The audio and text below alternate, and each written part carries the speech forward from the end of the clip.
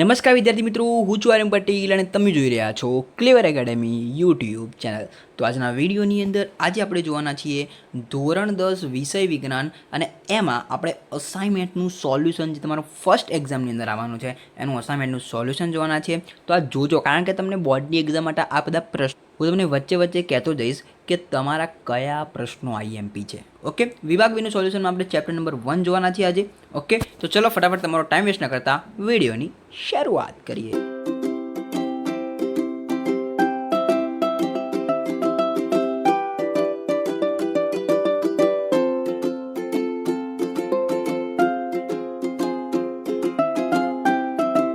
તો વિદ્યાર્થી મિત્રો, આપણે બધા તમારા જેટલા બી વિષય છે ધોરણ 10ની અંદર બધાનું આખું એસાઇનમેન્ટ સોલ્યુશન કરાવવાના છે. એટલે વિડીયોને લાઈક, ચેનલને સબસ્ક્રાઈબ કરી દેજો. ઓકે, તો જોયો સેક્શન નંબર બીની અંદર તમે અસાઇનમેન્ટ લઈને બેસજો. અસાઇનમેન્ટ તમારા નજીકના જે સ્ટેશનરી હોય ત્યાંથી લઈ આવો, કારણ કે તમારે બોર્ડની એક્ઝામ માટે બહુ જ હેલ્પફુલ થશે આ બધા પ્રશ્નો. તૈયારી બી થઈ જશે, ફર્સ્ટ એક્ઝામની બી તૈયાર થઈ જશે અને બોર્ડની એક્ઝામની બી તૈયારી થઈ જશે. ચેપ્ટર નંબર 1 એમાં પહેલો પ્રશ્ન છે, રાસાયણિક પ્રક્રિયા દરમિયાન કેવા ફેરફારો જોવા મળે છે. બરોબર, અસાઇનમેન્ટ પહેલાં લઈ આવજો, ખોલી દેજો પછી. ઓકે, રાસાયણિક પ્રક્રિયા દરમિયાન કેવા ફેરફારો જોવા મળે છે? તો એનો તમારો જવાબ આવશે, રાસાયણિક પ્રક્રિયા દરમિયાન પદાર્થમાં નીચેના ફેરફારો જોવા મળે છે. તો 4 ફેરફારો જોવા મળે છે. તો પહેલાં 2 ફેરફાર કયા છે? એક તો અવસ્થામાં બદલાવ અને બીજો છે રંગમાં પરિવર્તન. અવસ્થામાં બદલાવ શું છે? પદાર્થની ભૌતિક અવસ્થા બદલાઈ શકે છે. પદાર્થની કઈ ભૌતિક અવસ્થા? ભૌતિક અવસ્થા એટલે શું? ઘન, પ્રવાહી કે વાયુ. આ અવસ્થા બદલાઈ શકે છે. પદાર્થની ભૌતિક અવસ્થા બદલાઈ શકે છે. બીજું, રંગમાં પરિવર્તન. પદાર્થના રંગમાં ફેરફાર જોવા મળી શકે છે. પહેલું, પદાર્થમાં અવસ્થા બદલાય. બીજું, પદાર્થમાં રંગ બદલાઈ શકે. ઓકે, રંગમાં ફેરફાર થઈ શકે. તમે તમારા ભાષામાં લખી શકો છો. વાયુનો ઉદ્ભવ. પ્રક્રિયા દરમિયાન ચોક્કસ વાયુ ઉત્પન્ન થઈ શકે છે. બરાબર, પ્રક્રિયા દરમિયાન ચોક્કસ વાયુ ઉત્પન્ન થઈ શકે છે. તાપમાનમાં ફેરફાર. પ્રક્રિયા દરમિયાન તાપમાનમાં વધારો કે ઘટાડો થઈ શકે છે. હવે 4 મુદ્દા યાદ કેવી રીતે રાખવાના છે? પહેલા મુદ્દા યાદ રાખવા માટે શબ્દ યાદ રાખવાનો છે પદાર્થ. શું શબ્દ યાદ રાખવાનો છે? પદાર્થ. બીજા 2 મુદ્દા યાદ રાખવા માટે પ્રક્રિયા યાદ રાખવાની છે. શું? પ્રક્રિયા. સમજાવું.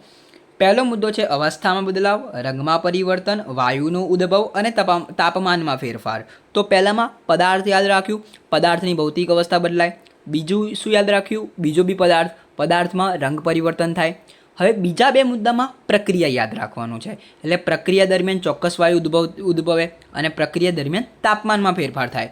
ઓકે, ફેરફાર થાય કાં તો વધારો ઘટાડો થાય, તમે લખી શકો છો. ઓકે, યાદ રાખવાનું આ 4 મુદ્દા એકદમ સિમ્પલ છે. પહેલામાં પદાર્થ યાદ રાખવાનું અને બીજા 2 મુદ્દામાં પ્રક્રિયા યાદ રાખવાનું. આઈ હોપ કે સમજાઈ ગયા છો. સીધા તમને યાદ રહી જશે એવું મારો મોટિવ નથી, ખાલી સોલ્યુશન આપીને જતો રહું. યાદ રહેવા બહુ ઇમ્પોર્ટન્ટ છે. સ્ક્રીનશોટ લઈ લેજો. વાત કરીએ બીજો પ્રશ્ન તમારો, શ્વસન એ ઉષ્માક્ષેપક પ્રક્રિયા છે, સમજાવો. આ બોર્ડ માટે વેરી મોસ્ટ આઈએમપી પ્રશ્ન છે. ફર્સ્ટ એક્ઝામની માટે બી વેરી આઈએમપી છે. તૈયાર કરી લેજો. ઓકે, જો તો પહેલો છે, આપણને જીવન ટકાવી રાખવા માટે ઉર્જાની જરૂર પડે છે. કેની જરૂર પડે છે? ઉર્જાની. ઉર્જા આપણને ખોરાકમાંથી મળે છે. પાચન દરમિયાન ખોરાકનું વિઘટન થઈને ગ્લુકોઝ બને છે. શું બને છે? ગ્લુકોઝ. ગ્લુકોઝ આપણા શરીરના કોષમાં ઓક્સિજન સાથે પ્રક્રિયા કરીને ઉર્જા મુક્ત કરે છે. પ્રક્રિયામાં ઉર્જા મુક્ત થતી હોવાથી શ્વસન એ ઉષ્માક્ષેપક પ્રક્રિયા છે. હવે અહીંયા તમને યાદ રહે એકદમ ઇઝી એટલા માટે મેં અહીંયા પોઈન્ટ દ્વારા લખ્યું છે. દેખો, આ પોઈન્ટ 1, 2, 3 તમે પરીક્ષાની અંદર આ રીતે પોઈન્ટમાં લખી શકો છો. એમાં કોઈ એવું છે નહીં. પહેલું શું? આપણને જીવન ટકાવી રાખવા માટે શું મળે છે? ઉર્જા. અને એ ઉર્જા આપણને શું આપે છે? ખોરાક આપે છે. ખોરાકનું આપણું પાચન થાય એ શું બને? ગ્લુકોઝ. અને ગ્લુકોઝ એ ઓક્સિજન સાથે પ્રક્રિયા કરીને ઉર્જા મુક્ત કરે છે. અને ઉર્જા મુક્ત થતી હોય તો એને શું કહેવાય? શ્વસન એ ઉષ્માક્ષેપક પ્રક્રિયા છે. હવે આપણે સમીકરણ લખવું હોય તો કેવી રીતે લખી શકાય? આ પહેલું થયું ગ્લુકોઝ. ગ્લુકોઝ એ શું કરે?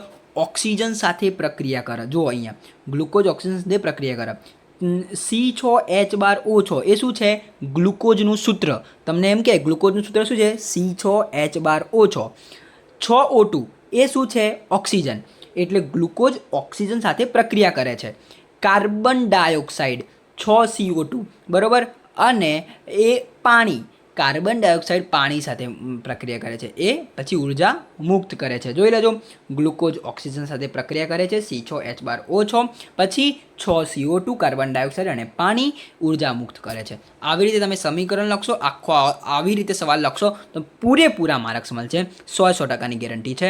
ઓકે, પહેલાં શું આપણને ઉર્જા મળે છે, ઉર્જામાંથી આપણને ખોરાક પ્રાપ્ત થાય છે, ખોરાકનું પાચન થાય એટલે ગ્લુકોઝ મળે છે, ગ્લુકોઝ ઓક્સિજન સાથે પ્રક્રિયા કરે છે જેથી ઉર્જા મુક્ત કરે છે, ઉર્જા મુક્ત થતી હોવાથી એ શ્વસન એ ઉષ્માક્ષેપક પ્રક્રિયા છે. સિમ્પલ છે અને સમીકરણ લખવાનું સિમ્પલ. ત્રીજો પ્રશ્ન, પદાર્થ એક્સનું દ્રાવણ દોરવા માટે વપરાય છે. હવે તમને એવું થાય દ્રાવણ દોરવું એટલે શું, તો જે કલર થાય ને, કલર જેમ કે આપણે ઘરની અંદર જે કલર થાય ને દિવાલ ઉપર, એના પહેલાં જે અસ્તર લગાવવામાં આવે એને આ લોકો દોરવું કહી શકે સિમ્પલ ભાષામાં. ઓકે, આઈ હોપ કે તમે સમજી ગયા છો. પદાર્થ એક્સનું નામ અને સૂત્ર આપો, એટલે કે જે કલર થાય એના પહેલાં અસ્તર જે લાગે એના એક્સનું નામ જણાવવાનું છે. તમને ખબર જ છે, કરી ચૂનો. પદાર્થ એક્સની પાણી સાથેની પ્રક્રિયા લખવાની છે. આવી જાઓ, જોઈ લઈએ. પદાર્થ એક્સનું નામ શું છે, તો તમને ખબર પડી ગઈ. પદાર્થ એક્સનું નામ શું છે, કેલ્શિયમ ઓક્સાઇડ. વિજ્ઞાનની ભાષામાં કહીએ તો કેલ્શિયમ ઓક્સાઇડ અને કરીચૂનો કહી શકાય. કેલ્શિયમ ઓક્સાઇડ અને કરીચૂનો, એનું સૂત્ર છે CaO. કેલ્શિયમ, કેલ્શિયમનું શું છે CO, ઓક્સાઇડનું શું છે O, એટલે CaO. બધો બરાબર ખબર પડી ગઈ. એક્સનું નામ શું છે, કેલ્શિયમ ઓક્સાઇડ. કેવી રીતે ખબર પડી, તો દ્રાવણ દોરવા, દ્રાવણ દોરવા માટે વપરાય એવું કીધું એટલે શું આવે, કેલ્શિયમ ઓક્સાઇડ. દોરવાનો અર્થ મેં તમને કહી દીધો, કમ્પ્લીટ. પદાર્થ એક્સની, એક્સ પદાર્થ એક્સ એટલે કયો, CaO કેલ્શિયમ ઓક્સાઇડ. એની પાણી સાથે પ્રક્રિયા એટલે CaOની H2O સાથે પ્રક્રિયા કરવાની છે એટલે શું બનશે, કેલ્શિયમ હાઇડ્રોક્સાઇડ CaOH2. બરાબર, જો અહીંયા લખ્યું જ છે કેલ્શિયમ ઓક્સાઇડ, અહીંયા લખ્યું જ છે કેલ્શિયમ ઓક્સાઇડ પાણી સાથે પ્રક્રિયા કરીને કેલ્શિયમ હાઇડ્રોક્સાઇડ બનાવે છે અને ઉષ્મા મુક્ત કરે છે. જોઈ લો, સમીકરણ અહીંથી લખી શકો, calcium oxide plus H2O calcium hydroxide બની શકે, CaOH2 ઉષ્મા મુક્ત કરે છે. નીચે આવી દે કેલ્શિયમ ઓક્સાઇડ પ્લસ પાણી એ કેલ્શિયમ હાઇડ્રોક્સાઇડ અને ઉષ્મા મુક્ત કરે છે. આવી આખો પ્રશ્ન પતી ગયો, એકદમ સિમ્પલ. પદાર્થ એક્સનું નામ શું હતું, કરીચૂનો, કેલ્શિયમ ઓક્સાઇડ, એની પાણી સાથે પ્રક્રિયા કરી આપણે, સિમ્પલ. વાત કરી લઈએ ચોથું, જ્યારે પાણીમાં, જો આ જે પ્રશ્ન હતો ને આવ્યો પદાર્થ એક્સનું દ્રાવણ દોરવા માટે, આ બોર્ડની પરીક્ષાની અંદર પૂછેલો પ્રશ્ન એટલે PYQ પ્રશ્ન કહી શકાય. તૈયાર કરી લેજો આવ્યો. ઓકે, બીજો પ્રશ્ન ઉષ્માક્ષેપકવાળો અને ત્રીજો પ્રશ્ન, આ બે પ્રશ્ન વેરી IMP છે. ઓકે, જ્યારે પાણીમાં કરીચૂનું ઉમેરવામાં આવે ત્યારે તીવ્ર અવાજ ઉત્પન્ન થાય છે. આ પ્રક્રિયાનું સમીકરણ તથા પ્રક્રિયાનો પ્રકાર લખો. કરીચૂનો જ્યારે ઉમેરવામાં આવે ત્યારે શું થાય, અવાજ ઉત્પન્ન થાય છે. જોયો, સમીકરણ એ જ આવશે, આપણે તો હાલ જોયું એ કેલ્શિયમ ઓક્સાઇડવાળું. કેલ્શિયમ ઓક્સાઇડ પાણી સાથે પ્રક્રિયા કરે છે અને કેલ્શિયમ હાઇડ્રોક્સાઇડ બને છે. પ્રક્રિયાનો પ્રકાર શું છે, સંયોગીકરણ પ્રક્રિયા છે. બરાબર, કારણ સંયોગીકરણ પ્રક્રિયા કેમ છે, કારણ કે આ જે બે પ્રક્રિયકો છે એ એક જ નિપજ બનાવે છે એટલે સંયોગીકરણ પ્રક્રિયા. તમને સંયોગીકરણની વ્યાખ્યા આવડતી હોય તો આવડી જાય. આ બે પ્રક્રિયકો છે, આના એક જ નિપજ છે એટલે જો અહીંયા લખેલું જ છે, આ સંયોગીકરણ પ્રક્રિયા છે કારણ કે બે પ્રક્રિયકો જોડીને એક નિપજ બનાવે છે. સિમ્પલ ખબર પડી ગઈ પ્રક્રિયાનો પ્રકાર. અને આ પ્રક્રિયામાં પુષ્કળ પ્રમાણમાં ઉષ્મા ઉત્પન્ન થતી હોવાથી તેને ઉષ્માક્ષેપક પ્રક્રિયા પણ કહે છે. સિમ્પલ. આ પ્રશ્નનો જવાબ આવી રીતે તમારે લખવાનો છે. એ તમારે સમીકરણ લખવાનું, પ્રકાર લખવાનો અને કારણ લખવાનું. સિમ્પલ. ઓકે, પ્રશ્ન નંબર 5. પ્રશ્ન નંબર 5 શું કહે છે, આપેલ આકૃતિમાં પ્રક્રિયા થશે, રંગ પરિવર્તન લખો. હવે દેખો, આ કોપરની પટ્ટી છે, અંદર અહીંયા ફેરસ સલ્ફેટનું દ્રાવણ છે, દોરીથી અહીંયા લટકાયેલું છે, કસનરી આપેલી છે. તો આની અંદર રંગ પરિવર્તન થશે, પ્રક્રિયા થશે એવું પૂછેલું છે. હું તમને પહેલાં કહી દઉં, પ્રક્રિયા તો નહીં થાય અને પ્રક્રિયા અહીંયા થશે નહીં એટલે અહીંયા રંગ પરિવર્તન બી નહીં થાય. જોઈ લો, ના કોઈ રાસાયણિક પ્રક્રિયા થશે નહીં. કેમ, એનું કારણ શું છે, તો જે ફેરસ સલ્ફેટ અહીંયા આપણને આપેલું જ છે, ફેરસ સલ્ફેટ એટલે શું, FeSO4. ફેરસ સલ્ફેટના દ્રાવણમાં કોપરની પટ્ટી ડુબાડેલી છે.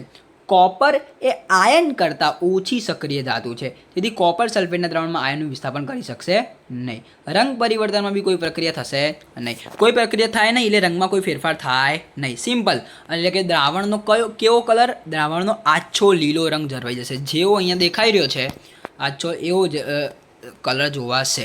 ઓકે, સ્ક્રીનશોટ લઈ લેજો. વાત કરીશું તમારો લાસ્ટ પ્રશ્ન. સ્ટીમરની પ્લેટોનું ક્ષારણ થતું અટકાવવા માટે તેની ઉપર ઝીંકનું પડ લગાડવામાં આવે છે. કારણ આપો. તો જુઓ અહીંયા જોઈ લઈએ. સ્ટીમરની પ્લેટો મોટે ભાગે લોખંડની બનેલી હોય છે. સ્ટીમરની પ્લેટો લોખંડની બનેલી હોય. તે સતત દરિયાના ખારા પાણીના સંપર્કમાં રહે છે. ખારા પાણીમાં લોખંડને ખૂબ જ ઝડપીથી કાટ લાગે છે. યાદ રાખજો, આ સ્ટીમરની જે જહાજની જે પ્લેટો હોય એ લોખંડની હોય. હવે એ આ જે જહાજની જે પ્લેટો છે એ ખારા પાણીમાં રહે. ખારું પાણી લોખંડને શું કરે? ક્ષારણ આવી જાય, એટલે કે એની અંદર કાટ આવી જાય. બરાબર. હવે ઝીંક જે છે એ ધાતુ એ છે એ લોખંડ કરતાં રાસાયણિક રીતે વધુ સક્રિય છે. જે ઝીંક જે છે એ લોખંડ કરતાં રાસાયણિક રીતે વધુ સક્રિય ધાતુ છે. જ્યારે લોખંડની પ્લેટ પર ઝીંકનું પડ લગાડવામાં આવે છે ત્યારે દરિયાના પાણી અને ભેજવાળી હવાની અસર લોખંડ પર થવાને બદલે ઝીંક પર થાય છે. એટલે કે ઝીંક જે છે એ લોખંડને પ્રોટેક્ટ કરે છે. બરાબર, અહીંયા લખે છે દેખો.